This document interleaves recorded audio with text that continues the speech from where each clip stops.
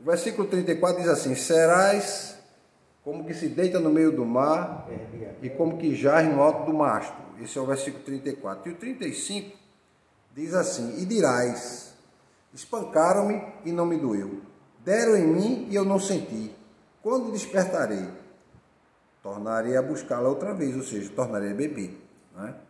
Então, esses dois versículos que fecham o bloco. Esse é o 34, né? Esse é o 34 e o 35. E 35. Né? E vem para outro lado da coisa, né? Aí, ainda continua falando do efeito do álcool.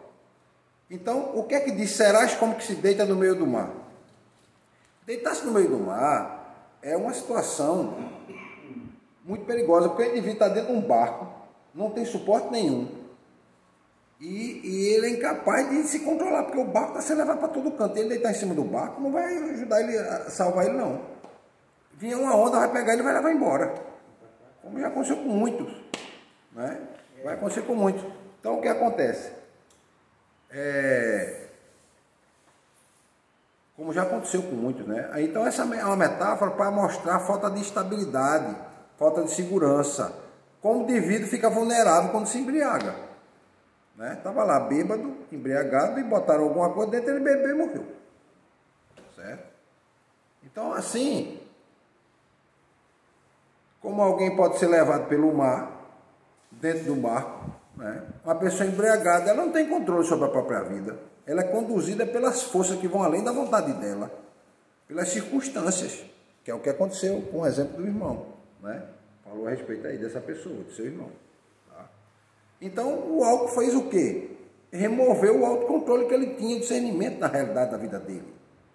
Então, deixa a pessoa à mercê dos próprios impulsos, à mercê dos perigos que estão ao redor, das pessoas que vão fazer mal. Entendeu? Porque, como Paulo diz, não me embriaguei com vinho porque há dissolução, ou seja, dá confusão. O indivíduo embriagado, ele tem uma propensão a criar confusão. E ele, quando diz aqui, a pessoa está no mastro, no alto do mastro, é o seguinte: o mastro do navio é o lugar mais instável e perigoso que se devia estar.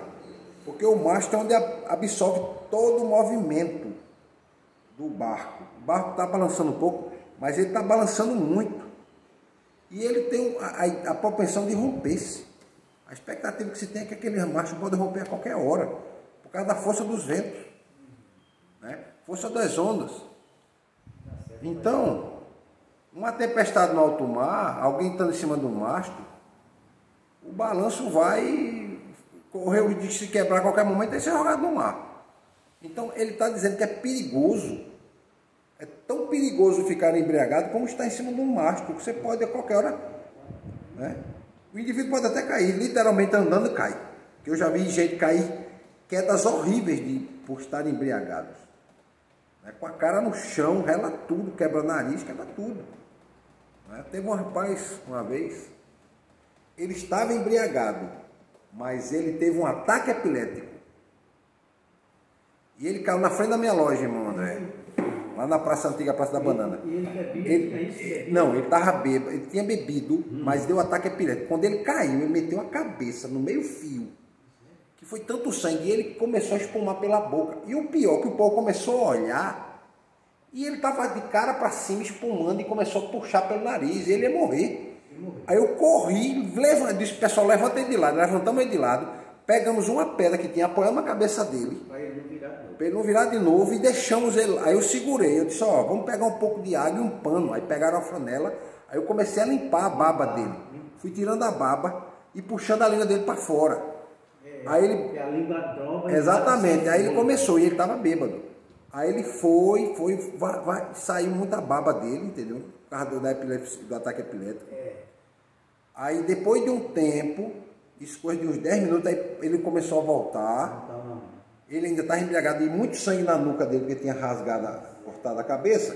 Aí a gente pegou e botou um pano, né? Uma flanela, e segurou. Eu disse, tu segura aqui na cabeça desse outro menino, segura aqui e vamos ver. Aí ele ficou sentado. Quando ele sentou, nessa época nem SAMU tinha. Aí ele voltou, aí ele botou a mão na cabeça, que estava sentindo muita dor de cabeça. Eu disse, porque o senhor caiu e bateu com a cabeça aqui. Eu não sei como a cabeça dele aguentou, viu? Porque ele bateu numa quina de pedra. E caiu com todo o corpo. Aí ele estava embriagado ainda. Aí ele pegou, ele não conseguia ficar em pé sozinho. Aí levantou e aí ajudamos ele. Agora imagina só, se não tivesse ninguém ali naquela hora, ele tinha morrido, aspirando o próprio vômito. Aí a primeira coisa foi virar de lado. Quando você vê alguém com ataque epilético, vira ele de lado, para ele poder botar para fora. Certo? Vira ele logo de lado, a cabeça de lado, segura com calma, vira ele de lado e deixa ele ali de lado, porque ele vai botar a barra para fora. E ele estava com tanta na boca que eu comecei a puxar com a franela, eu puxando com a franela. Entendeu? E ele não morrer, ele não morrer. Aquela doença pega? Não, a epilepsia é um problema mental. É um problema de uma divergência dentro do cérebro da pessoa. Entendeu? Não é uma doença. É uma doença genética. Será que opera? Opera. Hoje já estão começando a ter remédios, estão fazendo a cirurgia, estão estudando o cérebro do homem para ver se... Né? Questão do mal de Parkinson já estão conseguindo já, botando o chip no cérebro do indivíduo, aí dá uma descarga elétrica, aquela parte do corpo que não está funcionando ali começa a funcionar, o indivíduo para de tremer a mão. Já tem técnicas desenvolvidas para isso. Mas o que ele está dizendo aqui, que é a questão da bebida, é o perigo da bebida, é tanto que o indivíduo perde o controle até do equilíbrio normal, e ele pode cair, como se ele estivesse em alto mar, balançando dentro do navio. Né? Então... o indivíduo vai ficar desorientado por causa da embriaguez, vai perder controle da realidade dele, tá entendendo? E fica vulnerável. Fica vulnerável. Né? Então, essa parte do provérbio 24 está chamando a atenção de que o indivíduo vai, por conta da embriaguez, perder controle da própria vida e ficar em um estado de vulnerabilidade. Certo? Ao ponto que ele vai dizer assim, rapaz, eu acho que eu levei uma surra. As pessoas dizem isso ainda hoje. Rapaz, parece que eu apanhei a noite todinha por causa da ressaca da bebida. Eu já ouvi isso, a colega dizerem isso. Rapaz, parece que eu levei uma pisa. Parece que eu levei uma surra a noite toda. Você vê, ainda hoje as pessoas dizem isso, por conta do efeito do álcool. Né? Então, o indivíduo fica tão entorpecido, ou seja, o álcool anestesia tanto o indivíduo, que ele pode sofrer até agressão física e ele não percebe. Ele leva uma queda e não percebe que levou a queda. Né? Não percebe.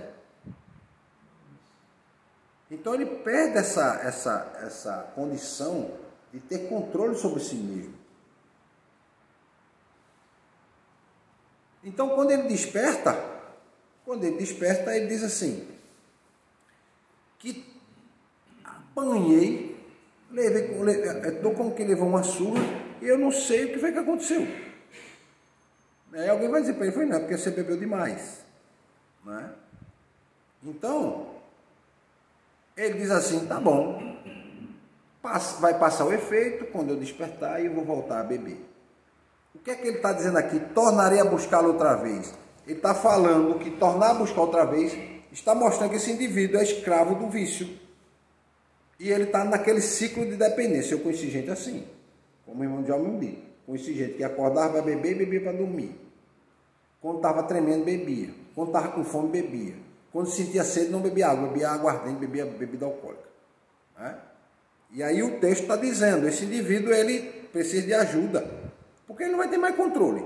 E ele entrou num ciclo de destruição.